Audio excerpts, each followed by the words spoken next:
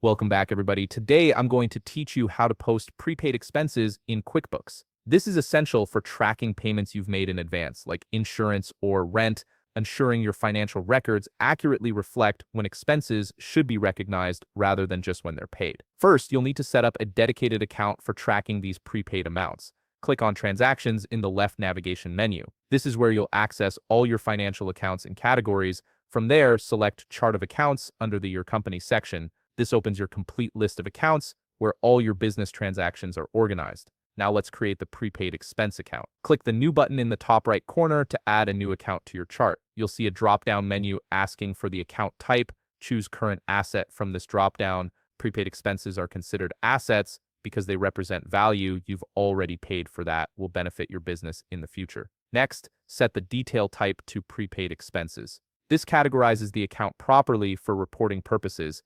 Give your account a clear name like prepaid expenses so you can easily identify it later when posting transactions. This naming convention keeps your books organized and makes it simple to find when you need it. Once you've filled in these details, click Save and Close to create the prepaid expense account. You've now built the foundation for tracking prepaid amounts. With your account created, it's time to record an actual prepaid expense. Click the plus New button again, and this time select Expense under the Vendors section. This is where you'll log the payment you made in advance. Choose the vendor from whom you prepaid. For example, if you paid your insurance company upfront, select them from your vendor list, enter the payment date, such as November 1st, 2025, to document when the payment was made. In the Category Details section, this is the crucial step where you connect the payment to your prepaid expenses account. Select the prepaid expenses account you just created from the drop-down. Enter the prepaid amount in the corresponding field. For instance, if you paid $500 for 1 year's insurance coverage upfront, type that amount here.